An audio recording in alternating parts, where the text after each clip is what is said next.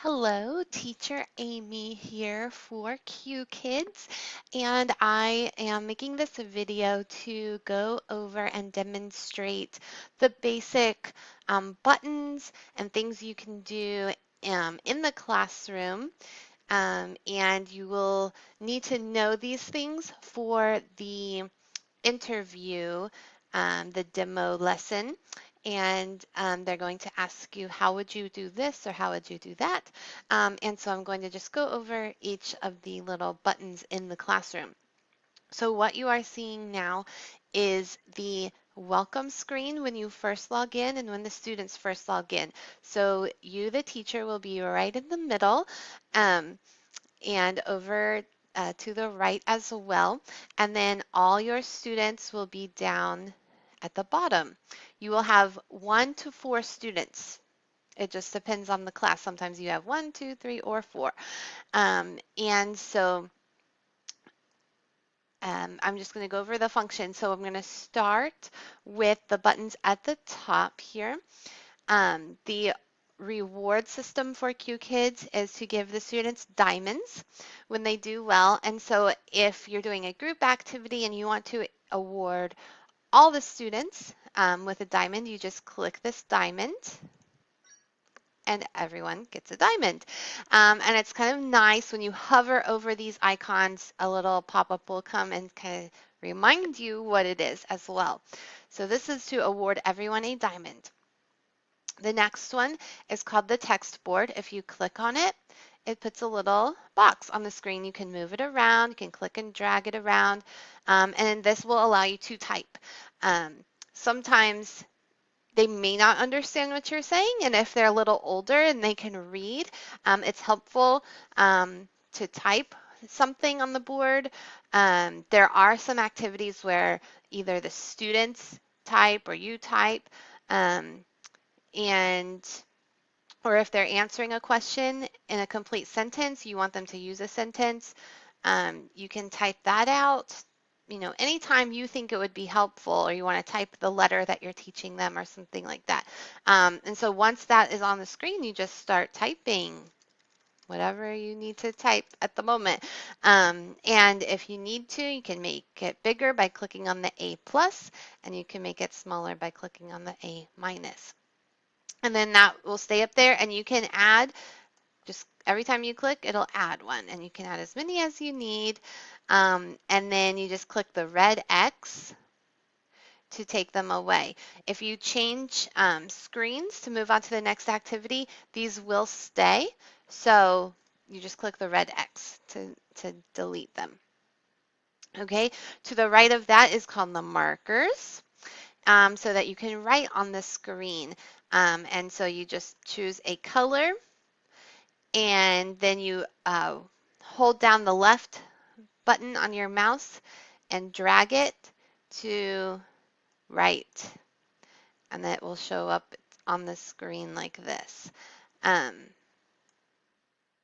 Usually I use this more if I need to point to something, or if I'm teaching a phonics lesson, to draw the letter, or to draw attention to something that you want them to focus on. You can circle, things like that.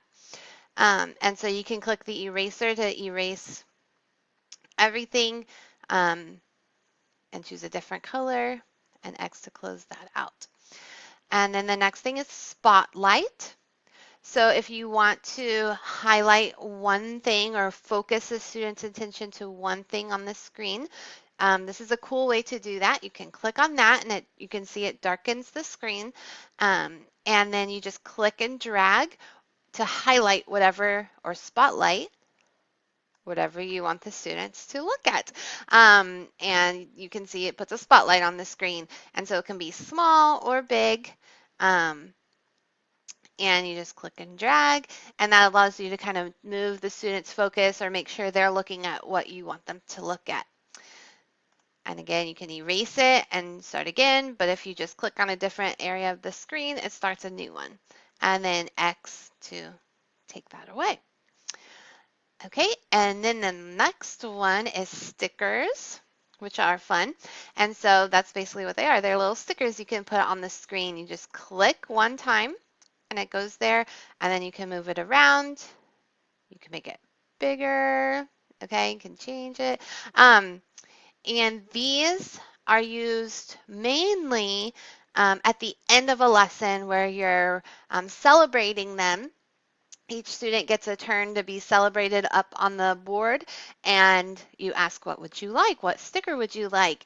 And there's other fun things that I will go over in another video, but sometimes they ask for one of these stickers, like they love diamonds. This is a very popular sticker. They want big diamonds.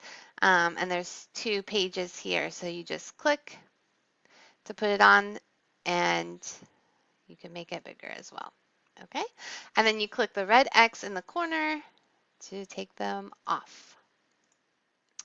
All right, and then these 2 buttons are the microphone sounds for the students. So if you want to lower all the microphones, they're all a little too loud, then you just click and it'll lower them.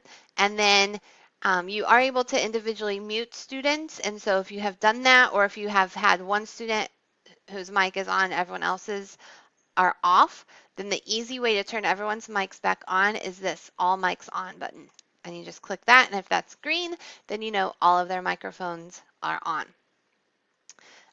This is your timer here. It will start at 0 once it's time for class to begin and count up so you know how much time you've been teaching. And each lesson is 30 minutes. And so they want you to teach for at least 28, and you can use the last 2 minutes to celebrate the students at the end. Okay, and so over here in the left-hand corner, you see numbers 0, 1, 2, 3. These are the pages or the screens that you have, the number of activities in the lesson. So you always start out on 0, and this is the welcome page. And then when you're ready to begin, you click on number 1, and this is the first activity. And if there's buttons in the corner, you'll click that to get it started.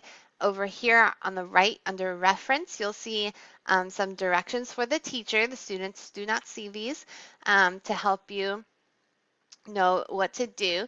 And under this little light bulb are even more details usually. These are generally more generic for the type of activity that it is. This is called an animation.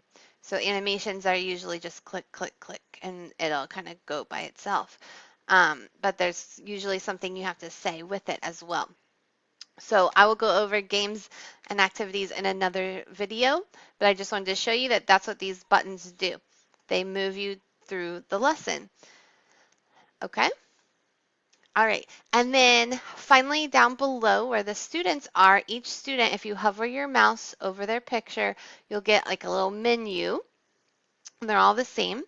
And so I'm going to go over these buttons real quick. And this one right here is the mute and unmute button. So for whatever reason, if you ever need to mute a student, you just click that and that will turn their microphone off. And then you click it again to unmute. Okay, and then here's this bar. You just click and drag it up and down to adjust their volume. So at the beginning of class, when you're talking to each one, you bring each student up to the board and say, how are you today? How old are you? Just to get them kind of talking so you can hear how loud they are. So if you need them a little up, higher, you can do that. Or if they're way too loud, you can turn them down and that kind of thing. Sometimes you hear an echo of yourself from their screen or from their computer. Like if they don't have a headset and they're just using the computer or their tablet's audio, sometimes that creates an echo for your voice. And so the really only thing you can do is turn them down. And sometimes it helps, and sometimes it doesn't. And so you can mute them if the echo is too much, but then you wouldn't be able to hear the student. So I typically just leave it on, just kind of turn it down low. And if we're playing an individual game, I turn them up so I can make sure to hear them and just deal with the echo. Because I don't think they hear it on their end, it's more on your end. Okay, so that's their volume control. And then down here you have this green little talk bubble, and that's individual. So if you are playing an individual game and you only want to be able to hear that student, um, you click the green button and that will turn their mic on and mute everyone else. And then once you're ready for the whole class to be back together, then you would go up here to all mics on and it will turn everyone's on. Okay. Um, that blue button is a speak button and it will prompt them um, that they need to speak, that it's their turn. And then you can individually award diamonds as well. So every student has a little diamond icon in the bottom right corner and you click it and only that student will get a diamond. Okay, and then one more, this little exclamation point in the top right corner will give you some more options if um, called no sound. So if you can't hear the student, you can click that and click no sound and it will send a message in Chinese to the student letting them know you can't hear them. So hopefully they can try to fix it. And then no video, so same thing, click no video. They get a message in Chinese letting them know their video is not working. Then also no sound and video. If you can't hear or see them, you click that and it will send them a message.